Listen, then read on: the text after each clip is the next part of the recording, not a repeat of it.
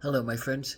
Today's date is December the 18th, and this is a reading for you if this is your birth date, or if this is an anniversary or some special event date, you can see how this applies.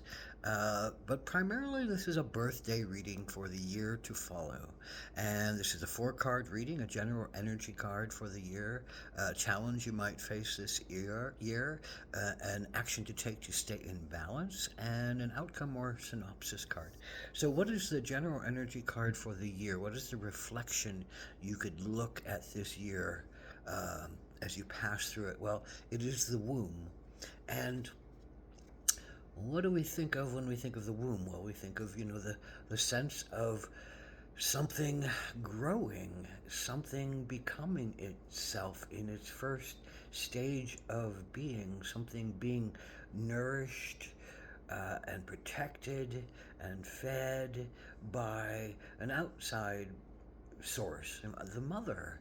And um, the womb is that place where it is warm and we are connected to the ocean of ourself, and we are in that same kind of saline solution that the ocean has. We are very much the replica of the ocean, and our earth. The amount of land mass versus the amount of water that we have inside of ourselves is proportional to the ocean's waters versus the lands that are on the earth.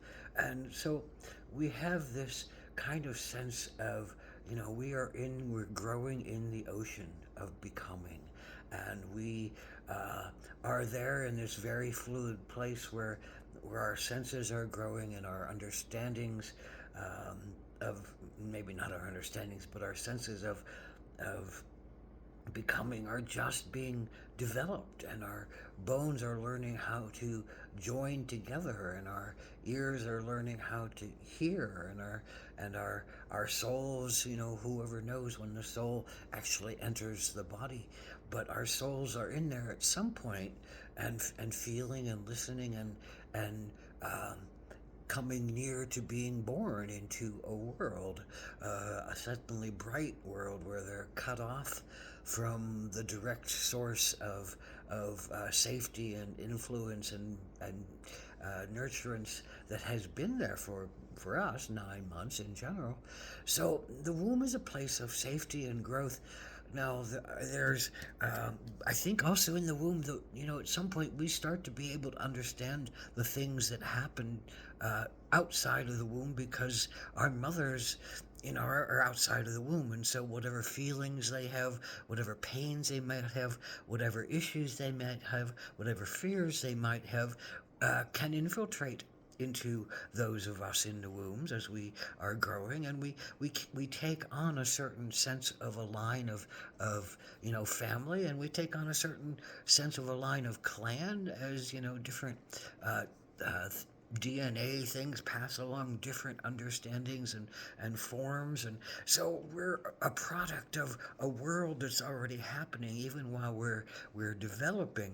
So if you have felt safe in the womb, if there was not a lot of trouble and pain for your mother, that could have been passed on to you, then maybe you come out into the world feeling safer on some levels. But if your mother might have had some challenges and pains, so what have you taken on from her, or what have you taken on from your father, or from your family life, or from the energies that were around her as she kept you in the womb?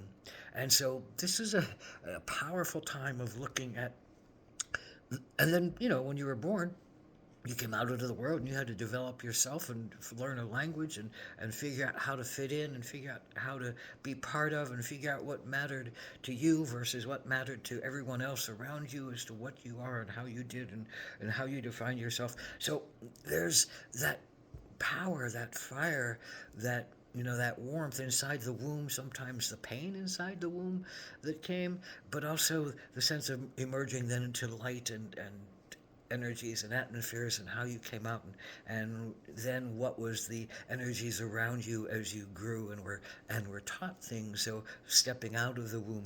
So the womb is really kind of that base of support, and that's the question you need to look at this reading around. So what is your particular challenge? Well, Knight of Wands Knights are ready to battle, and they're ready to serve. The higher the sense of the knight is, the higher the sense of what they aspire to. Uh, the greater is their sense of doing something for the good of others, and the will to serve others, and the power to serve others. Now the knight, I think, has already gone through a lot about finding out what you are really inspired by, what really causes you to push forward and get something done. The way you will yourself, the will is about fire. The will is about wands. Your willpower is about wands. Your willpower is about fire. Your willpower is about motivation to get something done in the world. So a knight is very empowered. They're very almost one focused on getting something done, and the kind of the greater their consciousness, the higher the aspiration. Maybe you're studying to be a priest. Maybe you're learning how to be a medicine woman or man. Maybe you're learning how to be a sacred clown. Maybe you're learning how to be a clown. There's a great power in learning how to make people laugh, how to make people entertain. Maybe you're becoming a great artist, and you're showing depth of work that is moving people beyond. So this passion for finding yourself and finding your truth and finding your power is what the Knight of Wands is about. But this is your challenge card. So what suddenly something feels like it's stopping you from going forward with something that felt really very empowering to you, and healing to you on some level, and kick your passions up to something really glowing and sparkling, and so suddenly something feels like it's stopping you, and I think it's you. I think there's some kind of chink in your armor that's not allowing you to maybe believe in yourself, or allow yourself, or hold yourself as worthy to move forward into something that is really has been compelling you, and you feel sits at the center of your soul, beyond a lot of other things. Knight of Wands can often forget about their own body, and not will forget about being in love, and forget about studying higher minds, and going to great schools.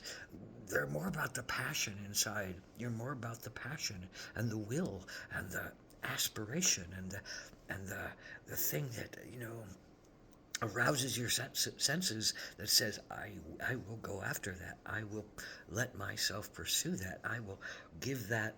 If you're in that great sacred moment, I will give that out to the world. This is my gift that I want to learn how to do, and learn how to be, and learn how to exemplify. And it calls me to step out of my lower self and go forward. So there's a challenge for you to step out of your lower self and go forward for some reason. So what is the action you can take? Well, it is the whale, and the whale is it's called a record keeper, a timekeeper. It's whales dive deep into the ocean, and they have a sense of long memory, and they have a sense of diving into the ocean of the self, and going down to the oldest of pains. If you think of yourself in the womb, going down into your oldest of pains, so you can remember, and you can hear, and you can bring back up to the surface those old memories that might have a coloring for you right now, that might help you to heal of something you heard or believed early in your life that was a negative energy, that caused you to believe on some level that you weren't wanted, or you weren't needed, or you weren't allowed, or you weren't deemed good enough, or you weren't deemed smart enough, or powerful enough, or you weren't deemed something or other, or you weren't deemed spiritual enough, or spiritual in the right way. There's a lot there. Spiritual in the right way. Somebody else might be judging you for pursuing something that you have felt empowered and impassioned by, but could be judged harshly by someone, maybe even a mother or a father, who gave you this life. So and you feel maybe beholden to them or maybe ashamed by your path, or there's a plethora of possibilities. But the whale is saying, well, you have to go back into your memories. You have to remember what you can as a child, and what colorations were given to you, and when you were denied, or when you felt unloved, or what stopped you from going after some passion at that age that someone else stopped, and you felt somehow wronged by or challenged by. And so to go back to that whale, go dive deep into your ocean, dive deep into your memories, recall time, recall energy. The whale, the record keeper, help you to look at something that might have happened early in your life, maybe even in your womb, in your mother's womb, that might have colored a situation. Rebirthing breathwork can take people back to being in their womb and hearing things happen and understand how they felt, if they've in their past. But anyway, so this is the final card, and this is a card of finding out that you are allowed to pursue your own flights of authenticity. You are allowed to cut some of the strands of connection that have held you down and held you back and held you in place, so that you would feel liked or admired or wanted by someone else. But you have to feel liked and admired and wanted by yourself. And I think that is the recognition that the womb offers you, that you don't have to, you are no longer beholden to the energy that lets you, that creates you. You are now beholden to yourself as an energy of creativity and purpose and flow and truth. So, aho, blessed be, Knight of Wands comes forth valiant, do the healing work with grace and ease, but go deep and let the healing occur. Aho.